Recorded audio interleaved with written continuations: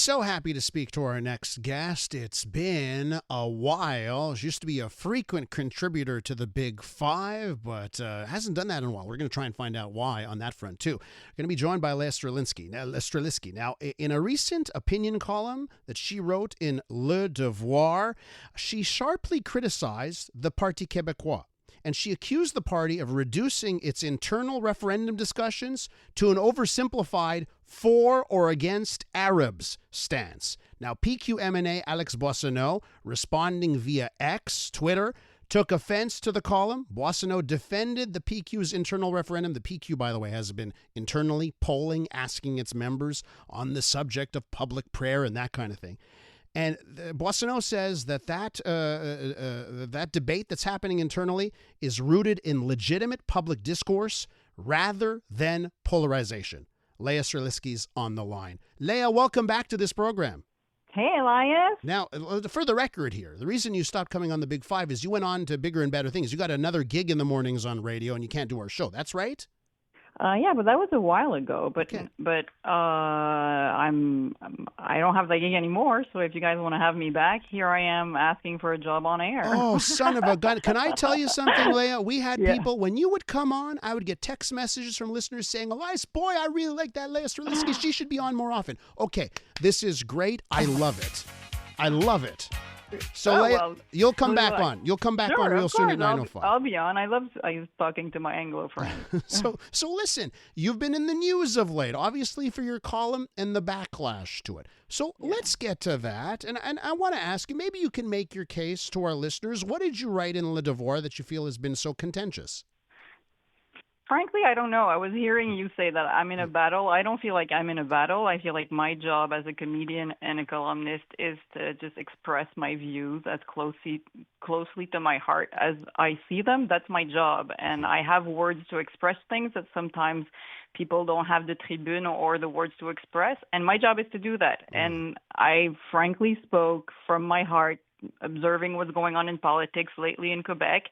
I feel like a lot of us, we don't know where to go. And I feel like the PQ could have a stance at becoming a party that is more progressive and maybe would tend to, because it's clear that they're the ones who seem to have the ball right now. And I just wish they would use that moment to do something smart with it. And I just feel like that's not what they're doing. They're tending to old fears again and old battles. And I just think that's a cheap way to do it. And so I expressed that. And of course, they didn't like it. So, one of the things that I'll say, Lea, is that, whether it's Paul St. Pierre Plamondon or Alex Boissonnault, we have to have serious discussions in society about various issues, right? And one of the things I've taken away about the PQ over the last couple of years is that they haven't gone hyperbolic at times where they really could have. Like I remember one situation, it had to do with immigration, and Paul St. Pierre Plamondon responded to a question in one of those scrums with a 4-minute long form answer, no sound bites. And to me, it was like, wow, they're trying to grapple with these issues that we're having. And part of me says, that on this subject, like public prayer and that kind of stuff, it's a heavy issue, and there has to be a discussion here. What do you see that bugs you? Where are these prayers? I've seen manifestation for what's going on in Palestine, and I've seen people pray. I mean, I've seen pictures of that. I haven't even seen it myself, but I just don't think that this is an emergency debate. And frankly, I think that is just bad politics, because what we're seeing more and more in politics, and I'm tired of it, is just people using fear, human fear. And in Quebec, because we know our history and our past, and we've tried to make this province a country, and we're afraid French is going to disappear, and a certain kind of Quebec identity is going to disappear. And so it's very easy to scare people with this because it's a legitimate fear.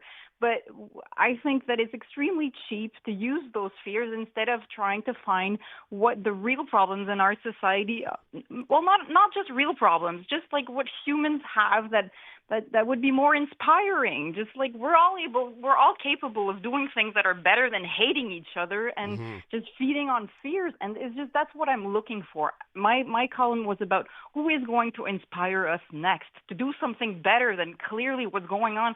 I mean, look at the States. Just look at how l'extrême droite is just getting more and more popular everywhere. I was just asking who is going to be the party in Quebec who's going to raise their hands and say, you know what, enough with the fears, enough with the hatred. And I just think that Muslim women are extremely easy to target because they represent a lot of fears that we have in Quebec when it comes to whoever votes for the PQ, because they represent religion, and we kicked that out of the province like 60 or 50 years ago. So they represent religion and they represent immigration, and they're women. So they're super easy to target. So but Lea, listen, I have to point out, because I think on the Anglo side, we've been the show that has given a voice to a lot of Muslim women that have a contrarian view. I'll point out someone that's published in Le Devoir like you do, Nadia Al-Mabrouk. We've had Mandana Javan on the program, Yasmin Mohammed.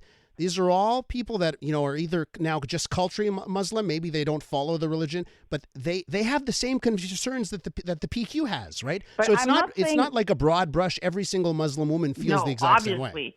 No, obviously. But I want to live in a province and in a country where women are free. They're free to decide whatever they put on their heads. And I want to see politicians understand that you can't force a Muslim woman to take off her hijab, just like you can't force her to wear it. That's just the world I want to live in. And I just wish that some politician would say that instead.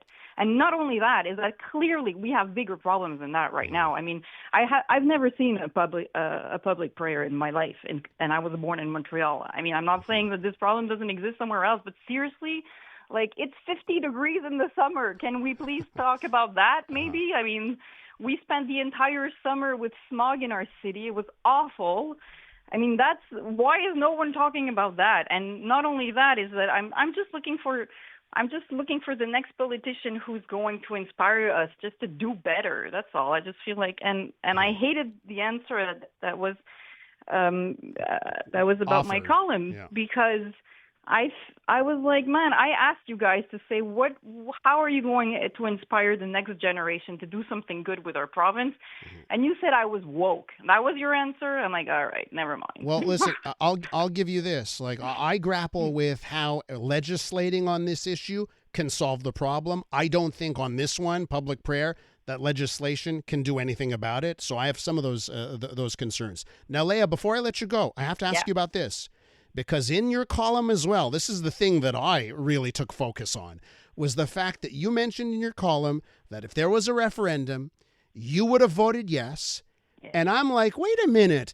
You took, I don't know, how much money did you take from Mark Carney to be in those Liberal ads? You were the Québécois version of Mike Myers for Mark Carney. Yes. And so how can someone who says, I'm going to vote yes in a referendum, do Liberal ads, Mark Carney ads? It's because we have this schizophrenic country where I'm asked to vote for a province and I'm asked to vote for a country, and then I have a king somewhere on top of all of that. It's extremely confusing. And I voted for Mark Carney, and I was in those ads because I didn't want Pierre Poilievre to do with our country what Trump is doing with our country. I'm not saying it would have been that bad, but I mean, clearly he was using the same kind of language in politics. And I was extremely afraid of that. And I thought, we cannot afford that. We have to vote for Mark Carney. And so I can completely in my heart be true to myself and encourage the Parti Libéral du Canada and be in their ads in Canada and still be an artist and be like, if tomorrow morning somebody woke up and decided to do a project for Quebec, that would mean that I would have a country that's progressive, that's ecologique, and that's fun to be in. I would, to protect the French language and I think it's a great project. I would still vote for that. And I can completely be true to my heart and vote for Mark Carney and vote yes in Quebec. And I'm sure that I'm not even the only one. I'm sure a lot of people think like that. We're stuck in a weird country that works kind of crooked, and you have to go with your heart at each election. But sometimes it's for Le Fédéral and sometimes it's for our province. On a future edition of this show, I'm sure we'll have a discussion on what a sovereign Quebec, an Indian Quebec, would look like on the political front. It would be a great party, Elias, and we would all join in hands and sing. I think that maybe on the progressive side, you might be dreaming in Technicolor. But a debate for another show. Lea, we'll catch you on the Big Five real soon. All right. Thanks, Elias. Bye, guys. Best-selling author, comedian, columnist. That's Lea Streliski right there.